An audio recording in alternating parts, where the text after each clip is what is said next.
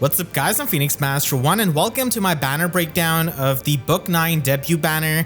So today we got the FEH channel and this banner is going to be having Rune, a new type of light mythic, and also a lot of FE7 characters, and we have got Rearmed Leila.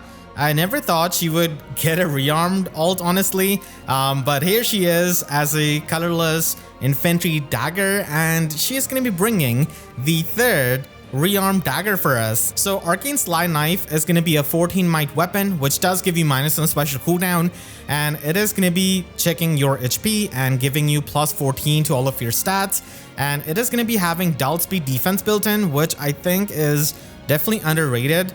Even though like Arcane Lewin is such an old arcane weapon, I always find myself having the loud speed defense be a really useful effect, because a lot of times you're really not going to be going out of your way to run a lull skill. But I guess there is an argument to be made that we do have more dull alt status being available, with Marnie giving that out to everyone, but still pretty nice. And then it is going to be giving you true damage based on 15% of your attack, even on your AoE specials, and it has got the 7 flat damage reduction on foes first attacks, just like Arcane Truth Fire. And then it also has the special jumping before your first attack, so you're going to be getting -1 special cooldown jump. So this can help the older dagger units counter the scowl effect, and this also helps you trigger your specials easily with your infantry units. But unfortunately, unlike Arcane Truth Fire, this doesn't really give you the AoE special jump, which I would have really liked on a weapon like this. So this is going to be a weapon that, again, a lot of the fast dagger units are going to be able to utilize. I'm going to be making a full tier list, again, on the best users of this and the updated builds that you could run, so look forward to that. But I definitely like it a bit more than Arcane Tempest for a lot of different things, mainly the true damage that you're able to get, which it is so important to have some true damage to hit hard, even for like PvE. If you didn't have true damage, it's so hard to finish off Dogger on 1 HP on Abyssal, even on Infernal. So I do like a bit of true damage, but unfortunately it scales off the attack. So if you have really old dagger units, then they might not have the best attack, and it also gives you the special jump, which I definitely like. And Null Follow-Up is the main thing that is going for Arcane Tempest. Both of these daggers do give you +14 to all of your stats, so pretty modern in that regard. And then she has got Lethality, Attack Speed Finish 4, and she has got her Slot B skill, which is preferred skill in Dark Perfume, and does everything that you wanted out of Leila's Weapon Refine, because Leila was such a unique unit. When she came out, she used to be a staple on Ether 8's offense teams, especially for the offensive Gale Force and Vantage teams. But as we got the save units, it just became really hard to use her weapon, because her weapon would not trigger if the enemy had the save skill, so she wouldn't swap the places. But that is going to be getting solved, as at sort of turn, she's going to be getting the Pulse Up Blades effect essentially to herself, so she's going to be able to pre-charge these specials, and this does mean that Leila can be a really good AoE nuke. And she also inflicts the undefended and the flash status on the closest foes and the foes in 2 spaces of them. So this is going to be really helpful for making sure that the save skill of the enemy does not trigger. But keep in mind that this is only going to be working in the light season, because in the Astro season, Freyr is going to be cleansing any of this. So undefended status is absolutely amazing, and she is going to be an amazing tool for many of the offensive teams, especially with the new type of mythic units that we're going to be having that can help you have the reinforcements. And now Safety Fence also has got an upgrade, so it's just really useful even for hit and run. So this is really unique, and she is not exactly Bright Embla, who can Gale Force herself, but she can do other things which are definitely quite valuable. And at sort of combat, she's going to be having the HP check, and then she can inflict the -5 attack speed and defense debuff on the foe. She has got another layer of true damage that is going to be based on 20% of her speed, and this is going to be added into her AoE specials along with the true damage of her Rearmed Dagger. So this is, again, going to be making her as an amazing AoE nuke. And because she's not going to be having access to Gale Force, I think AoE nuking is really good when you can disable the save skills of the enemies. And she is also able to have the Null Guard effect, which can help you, I guess, if you're not using an AoE special. and she also has the Disarm Trap 4 built into this skill, so she's able to be immune to the traps and also be immune to the hex traps if you have the right HP. So Original Leila was easily one of the main users of Disarm Trap 3 back then, along with Air. And this is just going to be making her even more unique. So I'm glad that she gets this, as you know, unlike Embla, she is going to be able to easily go onto the traps and then you know, swap places and then just hit and run, which is really good. And then she has got the Slotty skill in Lookout Force. So this is a kind of a Shadow Shift skill, but this is going to be locked to the dagger units. So this is going to be another one of those dagger exclusive skills like Pulse Smog, unfortunately. So this is going to be enabling Canto 2, which is really great for an infantry unit like her. And when her Canto triggers, she's going to be able to use the distant swap, just like Original Leila, but now anyone can inherit it, basically. So she's going to be able to work out exactly like her Glory days, but even better. And this is not going to be needing you to be in 2 spaces of your support partner. So this is much more flexible. So many dagger units that are player face focused, who are especially not Cavaliers and didn't have access to Shadow Shift, can make amazing use out of this. And because this is a new skill, this not only gives you extra effects, but also plus for attack and speed in the combat, and also has debuff neutralization to your attack and speed. So you don't really need to run any kind of Verge of Death or you know, attack speed unity. I mean, Verge of Death could still be run if you want to run an AoE build, but Slice of Sparrow could also be used if you have the resources. But yeah, the debuff neutralization is definitely really helpful, and I absolutely love this Leila, the things that she can do. She could be a bit toxic, like I said, in Aetherite's offense, but I just really used Leila so much in those days, along with Broadleaf Fan Soth, that I'm really enjoying the fact that she has got undefended status here, and everything that she really needed in her Refine. So gonna be loving her as an AoE nuke. We've just got so many good tools for player facing now with the extraction units and now Leila. So if you're having a hard time tanking, you could definitely start and try and player phase with those units. And we have got Uther as the 4-star focus unit of the banner, and he definitely surprised me. He's an axe armor. I did not expect him to have such min-max stat line. I mean, yes, he doesn't come with a preferred weapon.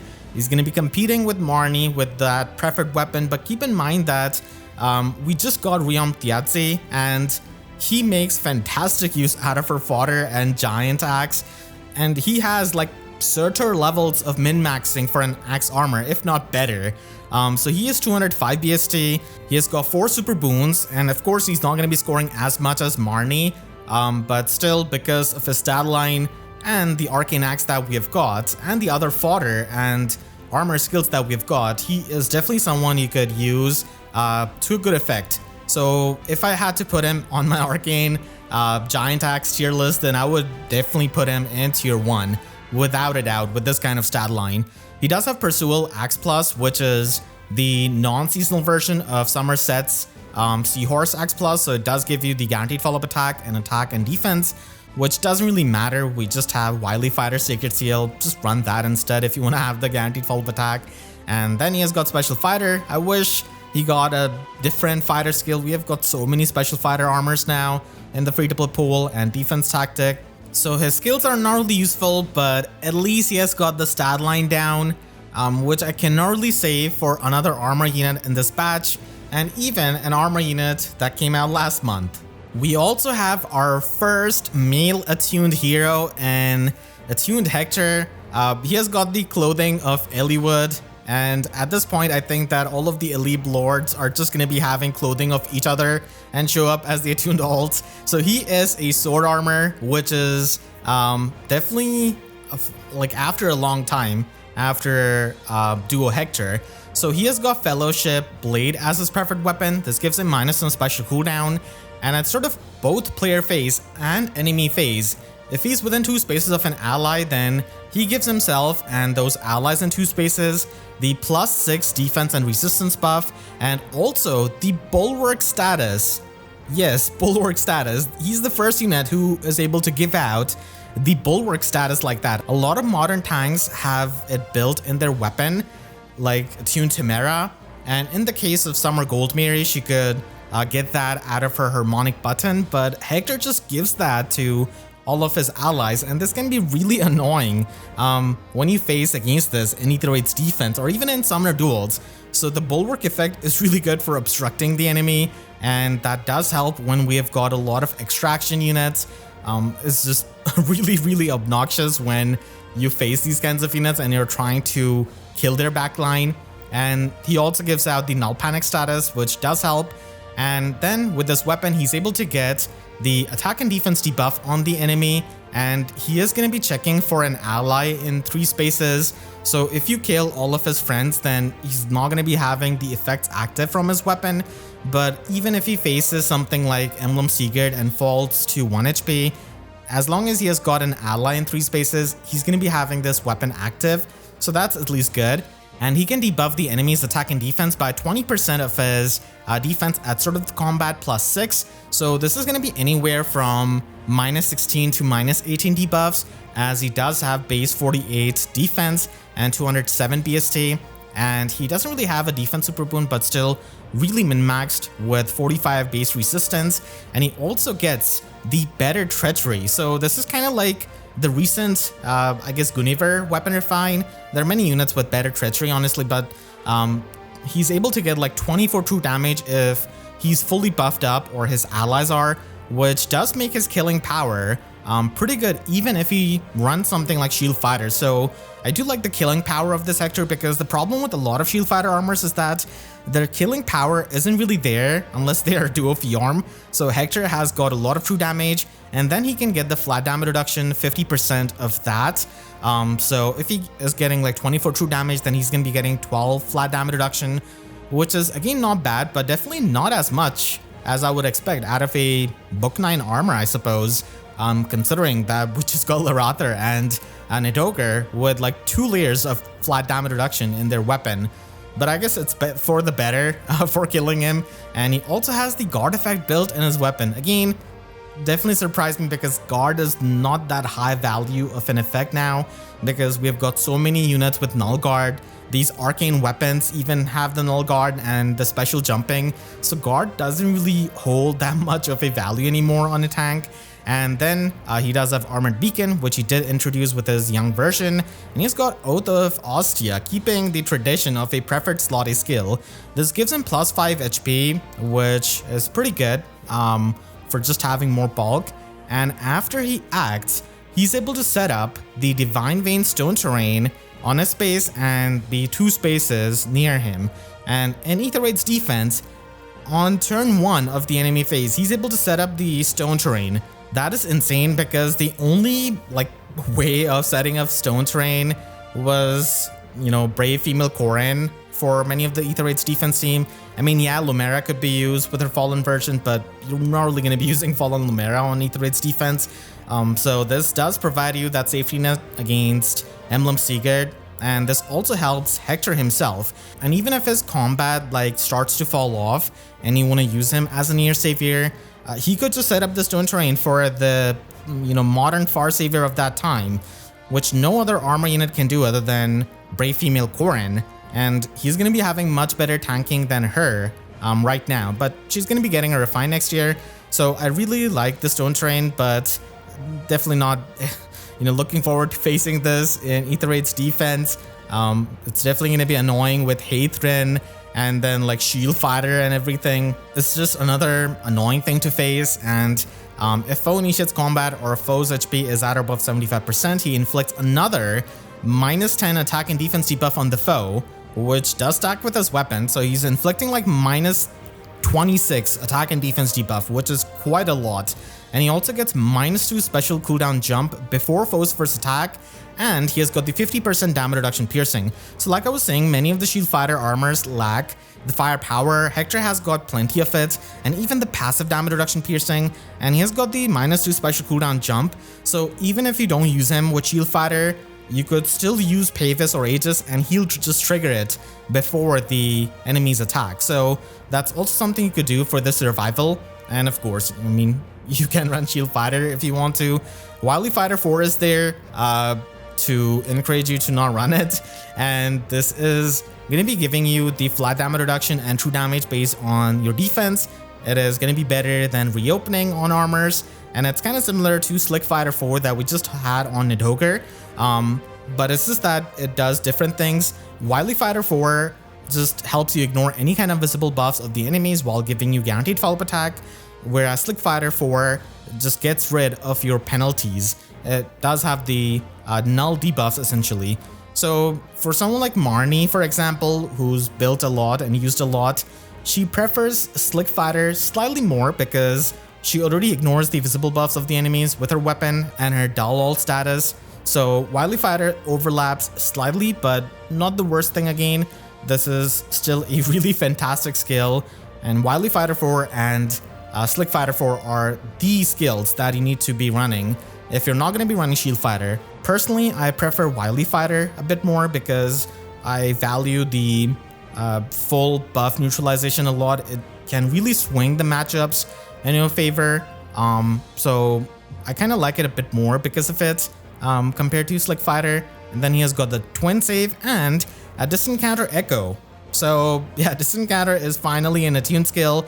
I mean, not the biggest deal because we do have Distant Counter Sacred Seal, and many of the infantry units could run that, but still, if you're trying to stack up a lot of stats, this is something you could try and use. But again, I would argue that many of the infantry units would try and run Time Pulse Echo or Null Counter Disrupt Echo, but this is by far the best attuned skill right now for armors and cavaliers.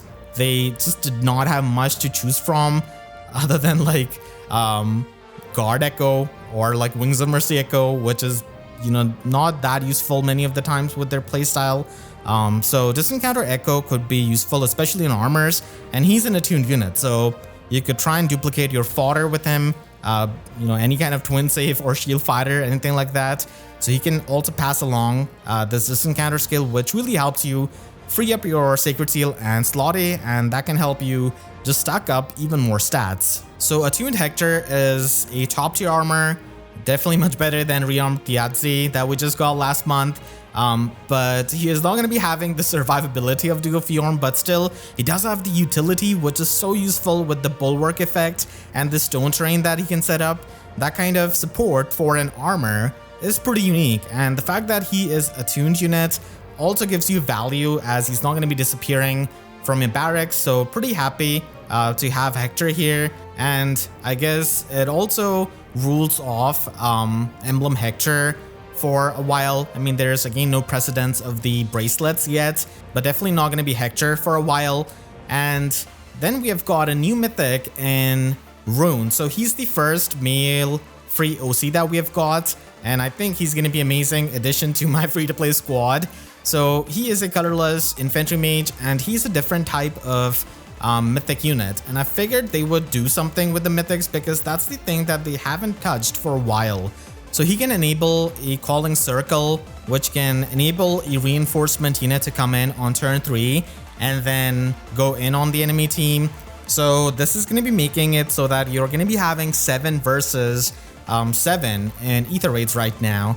But we're also going to be getting Ether raids defense mythics with this, and that's when it's going to be getting really toxic. So right now, he's extremely unique mythic unit that does something that no one else does. But again, keep in mind that every first unit of a new type usually is not the most insane unit in that category. Like, you could take a look at Emblem Marth, who came out this year itself as an Emblem hero, and while his ring is really useful, he himself as a unit is definitely not on the level of like you know, Emblem Ike or Emblem Secret or even Emblem Celica, I would argue. So be a bit careful about that if you're going to be investing heavily into him. But he is going to be appearing on a Sparkable banner, which is rare for a mythic, especially for a new type. And then at the end of the month, he's going to be color sharing with Ecthenir. So we're going to be getting a lot of value for offensive mythics. And I'm going to be talking more about the calling circles and explaining it more in detail on my full review of Rune. There's still some things that we need to test. We don't fully know how it works because we don't have access to him right now. So look forward to that next week. And conveniently, they have also upgraded the safety fence to level 2. So you're going to be able to get the effects out of it on 2 turns. You're going to be able to have the calling circles be activated, and then you could have a reinforcement unit And with the extraction units that we've got nowadays, that is going to be really powerful. And I'm really happy that we've got Ash Ketchum voicing him. So here he is with his Author of Creation tome. So this is going to be having the 14 might and minus some special cooldown, and at sort of both player phase and enemy phase, he's going to be giving himself and the allies in 2 spaces the order status, which can enable the warping. So it does overlap a bit with Peony, but you don't really have to use her dance to get the orders active. And then he gives the empathy status, which is a new status, and I'm glad that we've got a character here who can teach the empathy to our favorite war criminals in this game that we love. So empathy can give you +7 to all of your stats, which can help you with the stat stacking, and that's the main thing it does. It scales off using the bonus status effects active on you, and also the negative status effects active on the enemy. So we have got these status effects like Dosage and Future Witness and now Empathy that just give you so many stats. You could just stack it up and have a ton of stats. And then in the combat, he's able to have +14 to all of his stats. He also has the null debuffs effect, so you don't really need to run any kind of unity skill on him. And he also gets the true damage based on the bonus status effects active on him and the foe.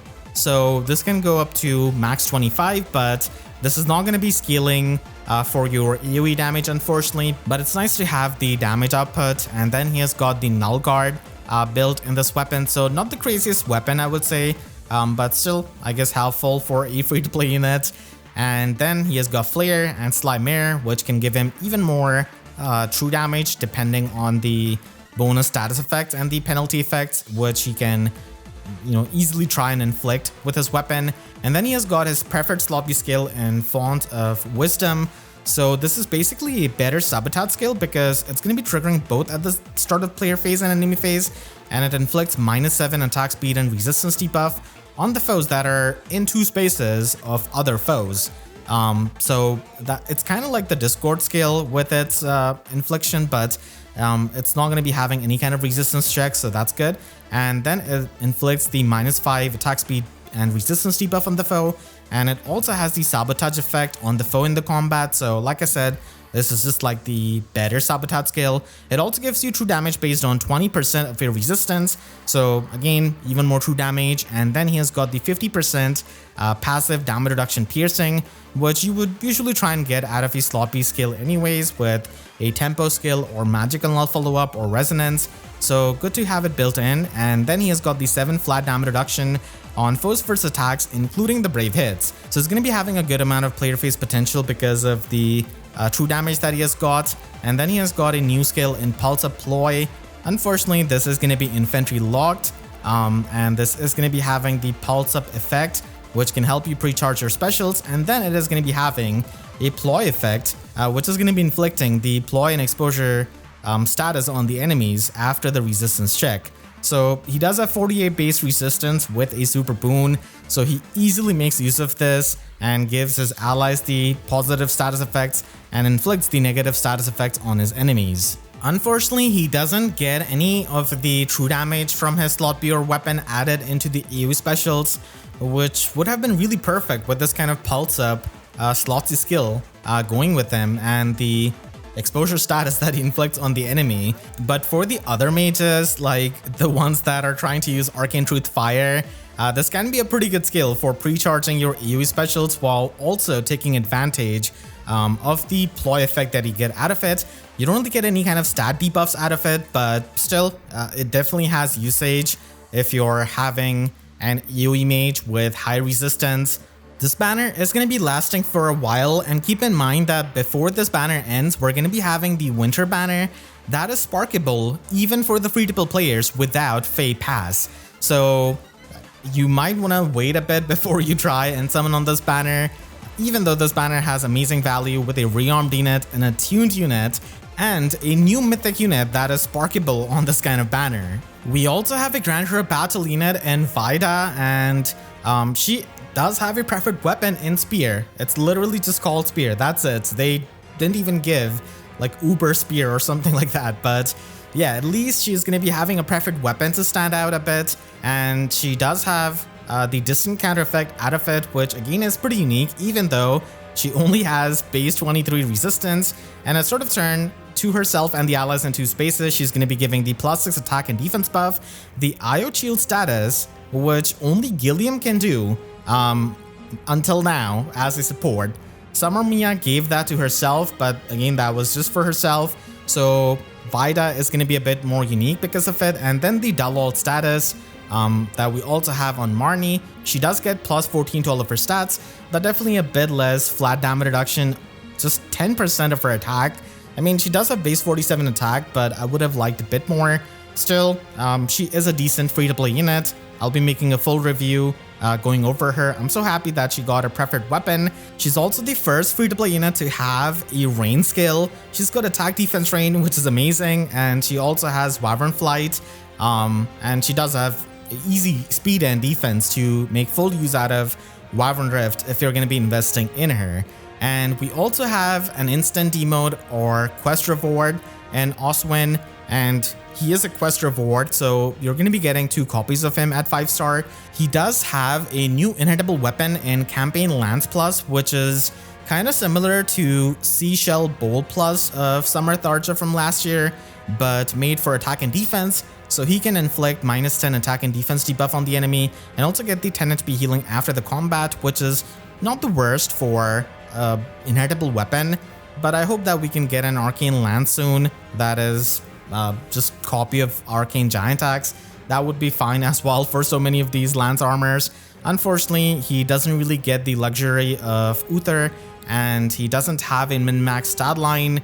He has got a bit weird of a middling speed, which doesn't really do much, and he doesn't have as much resistance. At least he has got not special fighter and instead odd follow-up, which is even more underwhelming, I suppose, as a skill. And he also has sturdy stance and Pavis, so he's going to be the quest reward, and after the banner ends, he's going to be joining in the 3-star 4-star pool. Right now you're not going to be able to summon for him or plus and merge him. You only just get the 2 copies from the quest. We did get the opening cutscene for Book 9. We're going to be going to Asgard, and we have got Baldr as our new minor antagonist, I suppose. She's the sun goddess who punishes the criminals, and a lot of people have been saying that she looks like a Genshin character. I don't really play Genshin, but I have done a sponsorship for them, and in that sponsorship I remember we had a character, Mavica, I think, and she kind of looks similar to her, but I get more of the Xenoblade vibes from her as I've played those games. So she is going to be having this weapon, which is insane. She is a sword flyer, and I hope that she is not a defense mythic, because she would be a pain to take on. She's got the IO shield effect. She has a conversion from bonus to penalty. It's kind of like panic, but it does that in the enemy phase, and it can normally be cleansed, unlike the panic status. She also has absurd flat damage reduction if you're red, green, or colorless. She has another layer of extra flat damage reduction against your special triggers. So if you're red, green, or colorless, and if you trigger a special against her, she gets 74 flat damage reduction against you. So good luck dealing damage to her. But she is not going to be getting as much flat damage reduction against the blue foes. And then she sets up the flame terrain similar to how Winter Edelgard does. So it's going to be having the same pattern. And then we have another OC for Book 9 and Höðr. So she is going to be a dusk goddess, and she defends the criminals basically. She's a defense attorney, I guess you could say, who are going to be having their trial done. And she wields a gun for her special, and she is going to be a blue bow flyer, and she does have a lot of resistance, and she also gives you the bonus doubler status and the damage reduction piercing status. And opposite to Baldr, she converts your penalty into bonuses, and she has got the Attuned Micaiah cleansing. So she is a blue unit who might be effective in dealing with Baldr, which does make sense. She doesn't have that kind of crazy flat damage reduction, but she's probably going to be having a preferred skill just like Baldr. But it's probably going to be using her visible resistance and giving her another layer of true damage along with her weapon. And for me, she kind of reminds me of like an Advance Wars character, I suppose.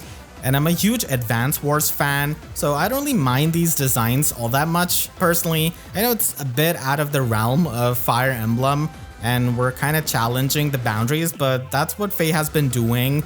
And I guess I kind of got used to it with Book 4 and Fairies, because that was wild to me for Fire Emblem.